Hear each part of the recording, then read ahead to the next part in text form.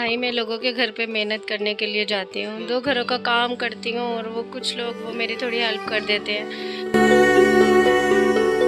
तो इसीलिए मेरी यही गुजारिश है, अगर किसी ने अपनाना है तो दिल से रिश्ते को अपनाए। अस्सलाम वालेकुम नाज़रीन, आपका मेज़बान मलिक रिजवान आपकी खिदमत में हाजिर है और आप देख रहे हैं माजिद अली टेलीविज़न। नाज़रीन, हमारे साथ एक नौजवान लेडीज़ मौजूद है। इनकी एक दिल की बड़ी इमोशनली दास्तान है। किस तरह किया है कि शोहर जो है इनको शादी की होती है, एक बेटा भी एक बेटी भी, जवान बेटी है, और शोहर इनका नशा करते हैं। नशा करने में आपको पता है कि बहुत सारी वीडियोज़ आप देख चुके होंगे और देख भी रहे हैं कि नशा करने वाला हर शख्स जो है वो नशे के हाल में पड़ जाता है। या तो वो बीवी को घर से निकाल देता है, तो या वो खुद घर से निकल जाता है। एक ऐसी स्टोरी आपके सामने पेशे की खिदमत है। आइए मज़ीद इनसे बात करते हैं कि क्या स्टोरी है, क्या वजह है, आपने क्या समझ कर उनसे शादी की और अचानक डिवोर्स हो जाना और वो नशे की हालत में घर से निकल गया या आप उसने घर से निकाल दिया। आइए मज़ीद इनसे बात करते हैं। अस्सलाम वालेकुम जी, आपका नाम क्या? मरियम। मरियम बहन, मुझे बताइएगा क्या स्टोरी है, किस तरह आपके शोहर ने आपको घर से निकाला और वो नशे की हालत में पड़ गए। और नशे की लात एक बहुत बड़ी लानत है, तो जिसमें वो भी मुब्तला हो गए हैं। तो आप किस तरह अपनी ज़िंदगी गुजारे और आपके साथ ये किस तरह वाक़या पेश हुआ? भाई मैं बहुत मजबूर थी और जब मेरी शादी हुई तो तब तो किसी को नहीं पता होता है कि कोई कैसा है और कैसा नहीं है। ये ऐसे ही बस बाहर जाते थे और इनके कुछ दोस्त ऐसे थे जो उनके पास बैठते थे और उनको भी ऐसे ही आदत डाल दी इन्होंने। और इसीलिए लिहाजा मैं घर में लोगों के काम करती थी पहले भी और अपने बच्चों का वक्त गुजारती थी।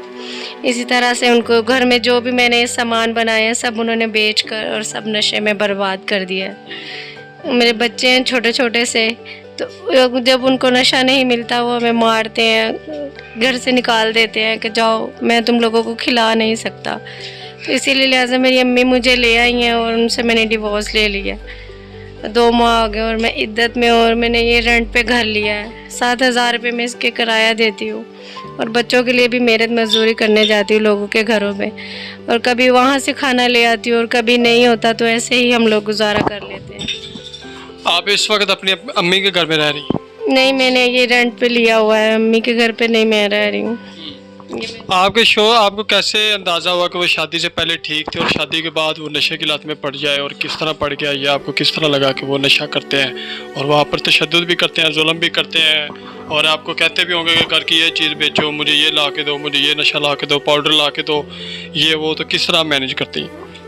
भाई मुझे पता बाहर से ही लगा था कि वो जिनके पास बैठते थे उन्होंने मुझे बताया, और फिर घर पे भी वाज़िया ही वो काम करने लग गए थे। इसी वजह से मुझे पता लगा कि उन्होंने नशा शुरू कर लिया है, और फिर घर का सारा सामान जो बनाया था वो भी सब बेच दिया उन्होंने। तो इसीलिए फिर मुझे मारते भी थे कि तुम मेरे लिए काम करके और बाहर से पैसे लेकर आओ, मुझे भी ला कर दो और इनको भी ला कर खिलाओ। अच्छा, किस तरह कहते थे आपको बाहर जाने के लिए कि बाहर से पैसे ला के दो, ये वो? मैं कैसे आप लोगों के सामने बयान करूं ऐसी बातें जो इंसान कहते भी। मतलब आपको गलत कामों का जो है कहते थे कि आप लोगों के पास जाओ, उनको जो मर्जी कहो, ये वो। तो मुझे बताओ कि इस वक्त किस तरह आपकी ज़िंदगी गुजारा हो रही है? आप घर का किराया भी दे रही हैं, बच्चे भी हैं, आपकी जवान बेटी भी है, उनकी शादी भी करनी है, और किराए का घर है, बिजली का बिल भी होगा। और नाज़रीन, आप देख सकते हैं कि एक किचन है और इस किचन की हालत भी आप देख सकते हैं। यहाँ पर रोटी पकती होगी या यहाँ पर कह लगे जानवरों से भी बदतर ये वाली जगह है। और किचन में मतलब कि इस वजह से थोड़े से टेम्परेचर की वजह से लाइट भी नहीं है, तो इस वक्त कमरे में हम जा नहीं सके थे उनसे ज़्यादा। इस वक्त तो खुली हवा की वजह से हम किचन में आ गए, और कमरे जहाँ पर ये रह रही हैं वहाँ पर 4 पाई के अलावा कुछ भी नहीं पड़ा हुआ। इनसे भी खस्ता हाल है, सिर्फ 4 पाई पर सो रही हैं। अच्छा, मुझे बताया आप किस तरह मैनेज कर रही हैं, आप क्या कर रही हैं और किराया किस तरह पूरा कर रही हैं, और अपने बेटी का बेटे का किस तरह पेट पाल रही हैं? भाई मैं लोगों के घर पे मेहनत करने के लिए जाती हूँ, 2 घरों का काम करती हूँ और वो कुछ लोग वो मेरी थोड़ी हेल्प कर देते हैं, और कुछ कभी खाने के लिए दे देते हैं और कभी हम लोग ऐसे ही गुजारा करते हैं बस। और उसी से ही रेंट का भी चला रही हूँ।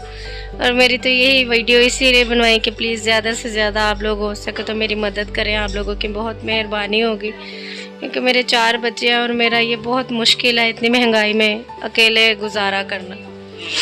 तो इसीलिए मेरी यही गुजारिश है आप लोगों से। अच्छा, आपके जो खामद है वो उसने आपको तलाक दे दी? जी। इस वक्त वो किधर है, किस हालत में? मुझे तो पता नहीं है कहाँ है कहाँ नहीं, मैंने तो उनको छोड़ दिया है। इसीलिए आपने डिवोर्स ली है या उससे मांगी है?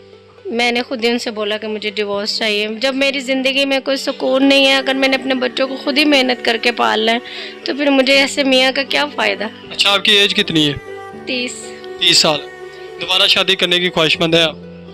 पहले मैं अपने बच्चों का कुछ मुस्तकबिल बनाऊं अपना उनको। बेटी की उम्र कितनी है? मेरी बेटी 13 साल की। 13 साल। स्कूल जा रही है?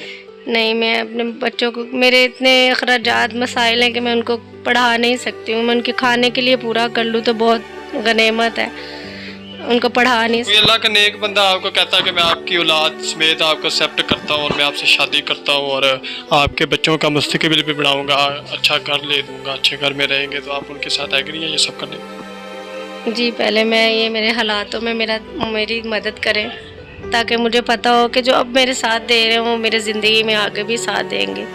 तो इसीलिए मेरी यही गुजारिश है, अगर किसी ने अपनाना है तो दिल से रिश्ते को अपनाएं। अच्छा, मुझे बताओ कि आपके शौहर शादी से पहले किस तरह थे और आपको कैसे पता लगा कि वो नशे की आदत में पड़ रहे हैं, घर की चीज़ें बेच रहे हैं ये वो? पहले वो बहुत अच्छे थे, सब कुछ घर का खुद ही चलाते थे वो। उनके कुछ दोस्त नशेबाज थे, मैं उनको मना करती थी कि आप लोग उनके साथ ना बैठा करें, मगर आपको पता है कि मियाँ अपनी मर्ज़ी के मालिक होते हैं, वो बीवियों के नहीं सुनते। इसीलिए वो बाहर उनके पास बैठते थे, जाते थे और उन्होंने उनको भी ऐसे नशे पे लगा दिया। ਤੁਹਾਡਾ ਕੀ ਜਾਇਜ਼ कैश नंबर बोले, अपना ज़बानी बोले, कौन सा जायज़ कैश नंबर, ऊपर वाला नीचे?